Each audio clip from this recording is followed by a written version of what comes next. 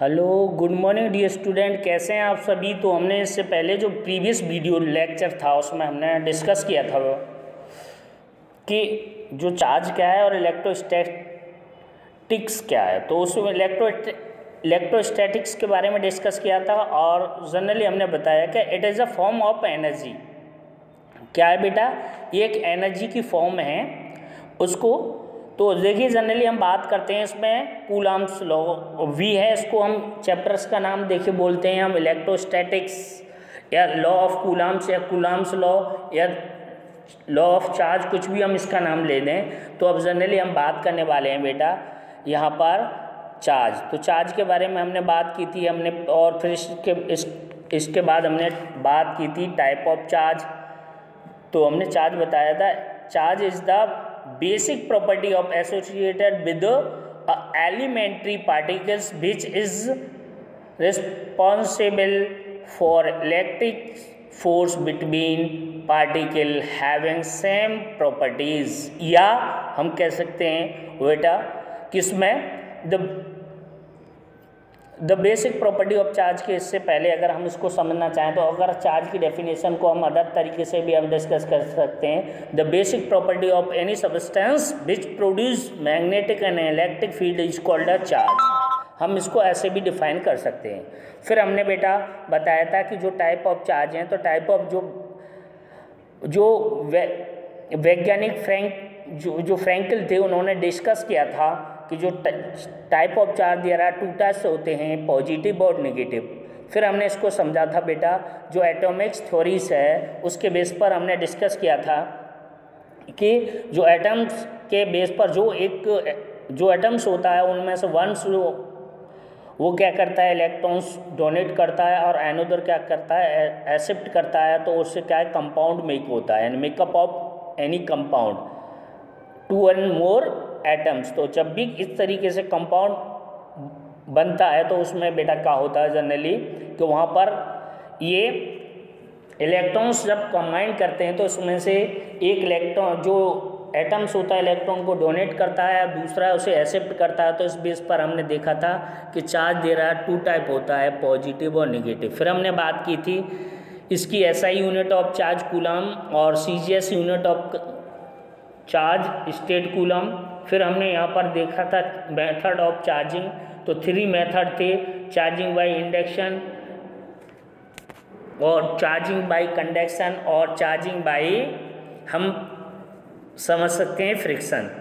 तो यहाँ पर सबसे ज़्यादा हमारा होता है इंडक्शन और हम बात करें कंडक्शन का सबसे ज़्यादा यूज होता है। तो हमने वो प्रीवियस लेक्चर में हमने डिस्कस किया था। फिर हमने बेसिक प्रॉपर्टी की बात कर रहे थे। तो बेसिक प्रॉपर्टी में हमने बताई थी इसकी अट्रैक्शन और रिपल्शन। और अगली जो लेक्चर था उसमें उसके बाद हमने बताया था क्वांटाइजेशन। तो क्वांटाइजेशन देखिए यहाँ पर भी दे रखा है। तो हम ये वीडियो को हम रोक करके हम यहाँ पर क्या कर सकते हैं, पॉज करके हम इसको समझ सकते हैं। पहले मैंने बता दिया था कि क्वांटाइजेशन में क्या होता है, the net charge on any body is integral multiple of elementary charge. यानी किसी भी ऑब्जेक्ट पर अगर ये चार्ज है तो उसका एलिमेंट्री जो चार्ज होगा वो उसका इंटीग्रल मल्टीपल होगा। यानी मैं ये जनरली अगर उसको बताऊं कि transformation of charge a integral multiple, यानी अगर एक ऑब्जेक्ट से दूसरे पर अगर कहीं पर भी चार्ज ट्रांसफॉर्म होगा तो वो E 2E 3E 4E 5E 10E इस तरीके से होगा इंटीग्रल मल्टीपल। उसके बाद अगला था हमारा बेसिक प्रॉपर्टी में एडिटिविटी ऑफ चार्ज। तो एडिटिविटी में हमने क्या बताया था कि total charge on a body is equal. अगर total charge on a body equal to, अगर हम बात करें बेटा total charge of body equal to, यहाँ पर क्या होता था, the algebraic sum of the charge is given to the body that is Q is equal to plus minus NE। और total charge on a body algebraic sum of ऑल्जेब। यानी generally अगर हमको समझना चाहें तो हम ये कह सकते हैं, जैसे मान लीजिए अगर एक पार्टिकल है उस पर चार्ज हैं, यहाँ पर ये बहुत सारे चार्ज हैं और इनकी वैल्यू दे रखी है, जैसे इसकी 2Q है, एक की 5Q है, एक की -2Q है। तो 2 से 2 कैंसिल, तो यहाँ पर टोटल अगर निकालें तो कितना आ जाएगा बेटा मेरा, यहाँ पर अगर मैं सबका निकालूँ टोटल चार्ज तो मेरा आ जाएगा Q is equal to 5Q। तो मेरा यहाँ पर ये मैं इसको फॉलो कर सकता हूँ।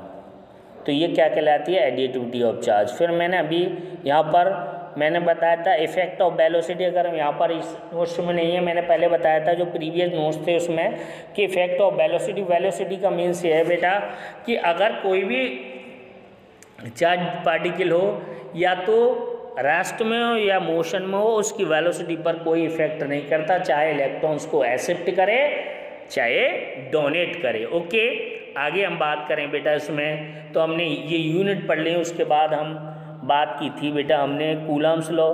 तो कूलम्ब्स लॉ को हमने जनरली डिस्कस किया था, और एक बार इसको समझें, जो बच्चे नए आए हैं वो इसको समझ सकते हैं, या इससे प्रीवियस वीडियो है उसमें मैंने डिफाइन किया है और इसको मैंने बोर्ड पर कराया है। और नहीं अगर किसी को कोई दिक्कत है तो इसके बाद यहाँ से अगला जो लेक्चर आएगा उसमें मैं इसको बोर्ड पर डिस्कस कराऊंगा कूलम्ब्स लॉ।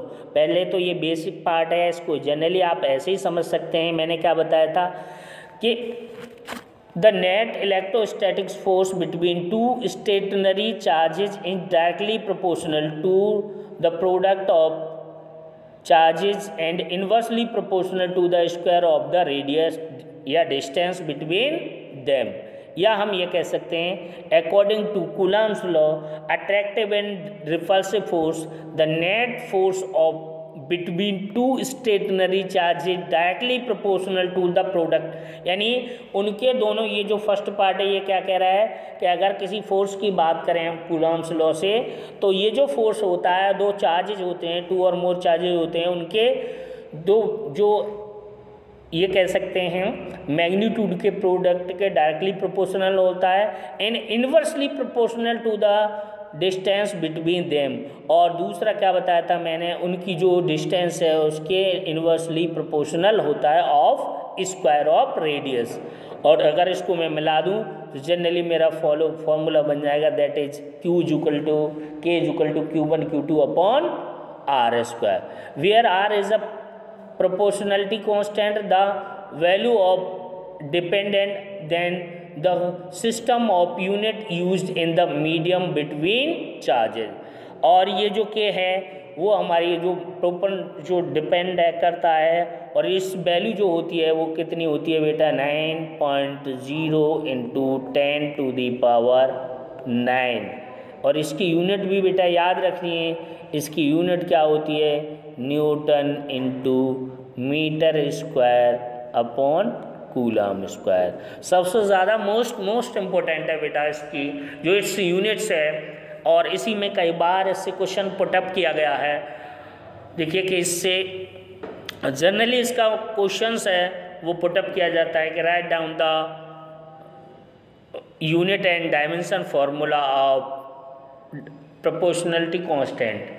फिर उसके बाद हमने यहाँ पर इस फॉर्मूले को हमने कहा कि ये जो वैल्यू होती है इसकी वैल्यू हम लिख देते हैं 1/4πε0, यानी हम ये कह सकते हैं कि जो 9.0 इंटू 10⁻⁻+ इक्वल टू होता है 1/4πε0।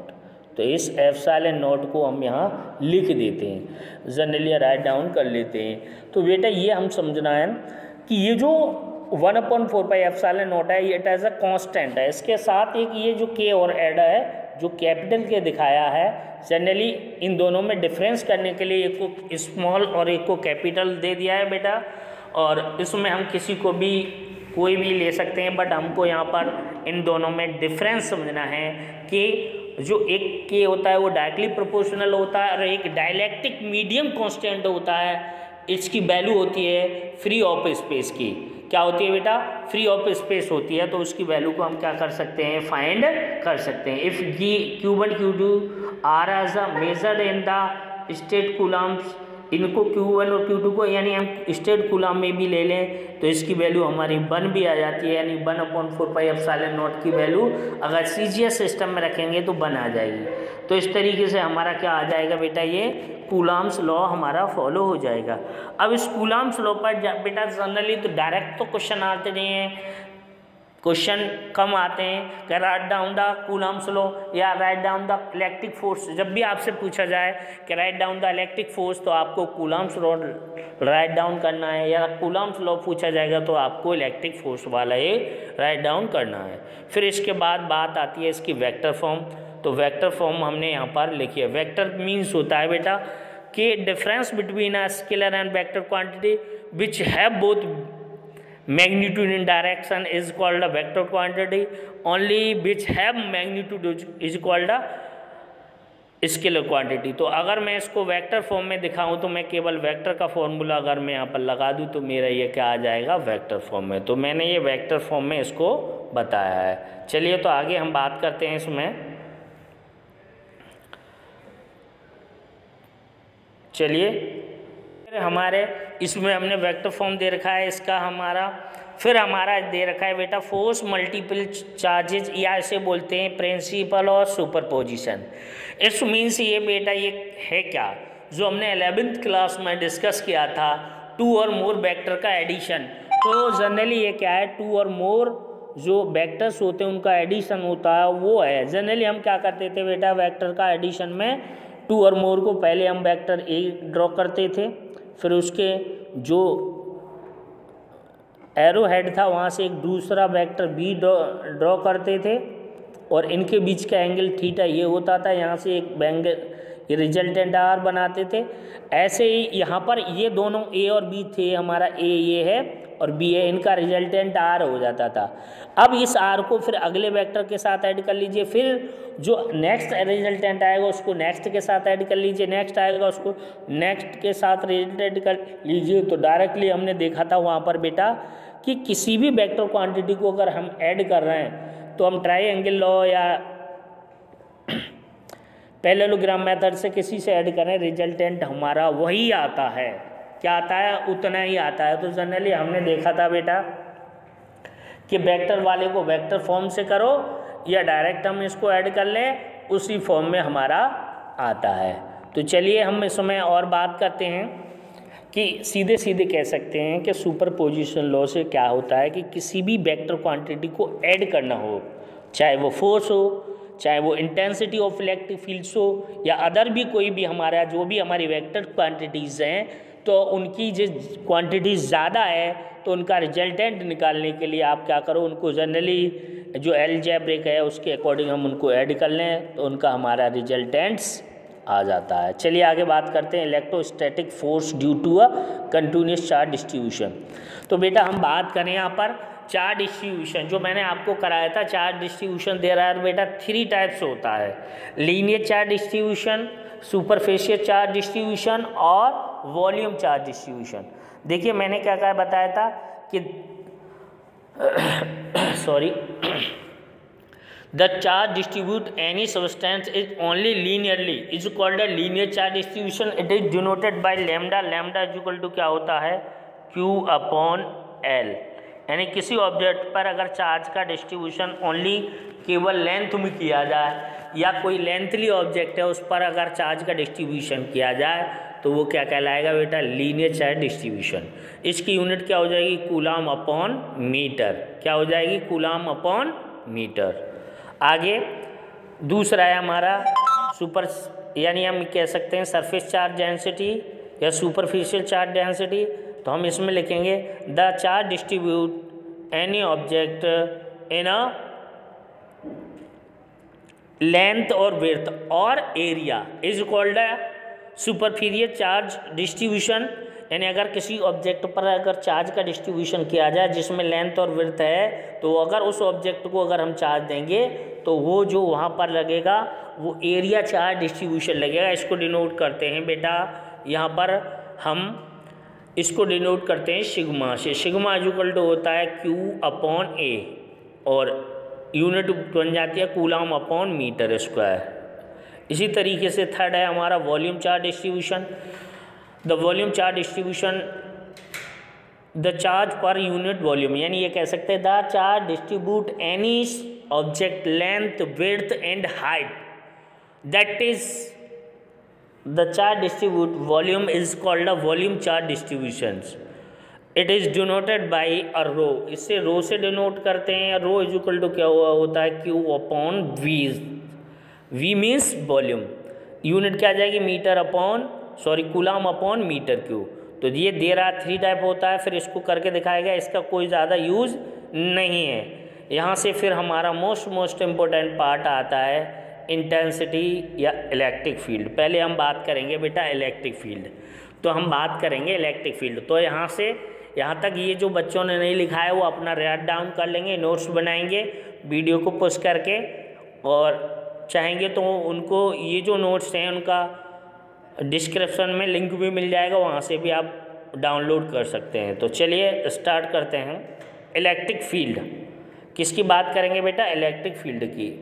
तो इलेक्ट्रिक फील्ड क्या होता है, a region in which any stationary charge express a electrostatic force is called a electric field. यानी हम बात करें कि किसी एनी चार्ज के अराउंड का वह एरिया जहाँ पर किसी अदर चार्जेस को लेके आने पर वो फोर्स का एक्सप्रेशन करता है, फोर्स अप्लाइड महसूस करता है, फोर्स को महसूस करता है, तो वो क्या कहलाता है, इलेक्ट्रिक फील्ड। अगर कोई भी चार्ज है तो देखिए जनरली मैंने बताया है फ्रेंड्स के यहाँ पर कि चार्ज जो होता है वो एक फोर्स अप्लाई करता है, तो फोर्स कभी भी एक ही ऑब्जेक्ट पर अप्लाई नहीं हो सकता, इसके लिए 2 और मोर ऑब्जेक्ट चाहिए, तब मैं फोर्स को क्या कर सकता हूँ, अप्लाई कर सकता हूँ। तो इसीलिए यहाँ क्या होता है बेटा कि अगर कोई भी चार्ज है उसके अराउंड में कोई अदर चार्ज, जैसे suppose let us consider 1 charge मैंने क्यों ले लिया, इसकी इलेक्ट्रिक लाइन ऑफ फोर्स यहाँ तक जा रही है, अगर पॉजिटिवली ली है तो आउटवर्ड होंगी, और अगर निगेटिव है तो इसमें एंटर करेंगी। सपोज मान लिया मैंने पॉजिटिवली चार्ज है तो इलेक्ट्रिक लाइन ऑफ फोर्स यहाँ तक रहेंगी, ये जो एक्स्ट्रा बन गया है उस पर ध्यान नहीं देंगे, यहाँ तक रहेंगी। तो इसका जो एरिया है इंटेंसिटी ऑफ इलेक्ट्रिक फील्ड का यहाँ तक है, बाहर तक कोई भी एरिया नहीं है। ओके, आगे हम बात करें यहाँ पर, तो जनरली हम बात करेंगे यहाँ पर कि उस पर अगर मैं चार्ज है, यहाँ पर जो एरिया है यहाँ पर पॉजिटिव चार्ज है, तो इस पर कोई अदर से एक बाहर से कोई एक चार्ज इसके एंटर कर दूँ तो वहाँ पर फोर्स अप्लाई होगा, या अट्रैक्शन फोर्स हो सकता है या रिपल्सन फोर्स हो सकता है, तब यहाँ पर ये जो एरिया है वो क्या कहलाएगा, इलेक्ट्रिक फील्ड कहलाएगा। ओके, आगे चलिए नेक्स्ट डिस्कस करते हैं इसमें इलेक्ट्रिक फील्ड इंटेंसिटी या इंटेंसिटी ऑफ इलेक्ट्रिक फील्ड। तो इस वीडियो में आप यहीं तक रखते हैं, अगले वीडियो में आगे बात करेंगे, क्योंकि बेटा यहाँ पर इंटेंसिटी का मीन्स है कि जहाँ तक बल इलेक्ट्रिक लाइन ऑफ फोर्स जहाँ तक पहुँच रही है वो हमारी क्या कहलाएगी, इंटेंसिटी ऑफ इलेक्ट्रिक फील्ड। तो चलिए बहुत बहुत धन्यवाद। Please like share and subscribe my YouTube channel Guruji study 96। बहुत बहुत धन्यवाद आप सभी लोग।